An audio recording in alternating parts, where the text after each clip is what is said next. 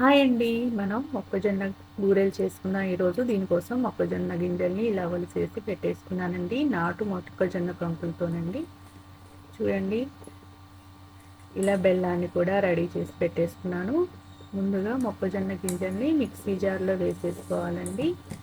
మొత్తం ఒకేసారి కాకుండా మనం తీసుకున్న వాటిని బట్టి ముందుగా మన మిక్సీ జార్లో హాఫ్ వరకు మొక్కజొన్న గింజల్ని వేసేసుకోండి.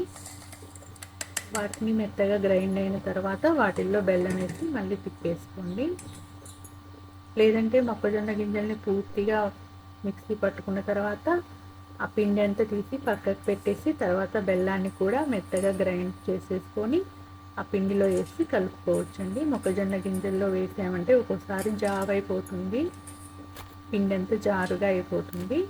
మీకు వీలుని బట్టి అలా చేసేసుకోవచ్చు. చూడండి, మిక్సీ జార్లో ఇలా మొక్కజొన్న గింజల్ని వేసి పట్టిన తర్వాత వాటికి ఎంతవరకు అయితే బెల్లం సరిపోతుందో అలా వేసుకొని పిండినంతా రెడీ చేసేసుకుందామండి. ఒక కవర్కి ఆయిల్ రాసేసి ఇలా ఉండలుగా చేసేసి ఇలా ఊరెల్లాగా ఒత్తేసుకుందామండి.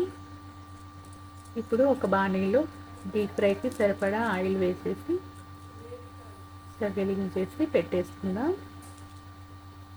మొక్కజొన్న బూరెలు ఎంతో టేస్టీగా ఉంటాయండి. ఇదే ప్రాసెస్లో మొక్కజొన్న గారెలు కూడా చేసేసుకోవచ్చండి. పచ్చిమిర్చి, అల్లం, ఉల్లిపాయ అన్నీ వేసేసి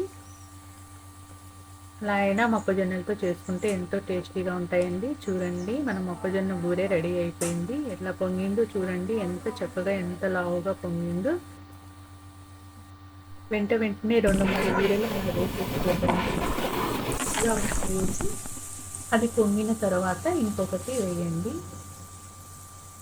అది పొంగక ముందే ఇంకొకటి వేసామంటే సరిగా రావండి. చూడండి, మన మొక్కజొన్న బూరెలన్నీ రెడీ అయిపోయాయి. ఎంతో టేస్టీగా ఉండే మొక్కజొన్న బూరెలు రెడీ అయిపోయాయండి.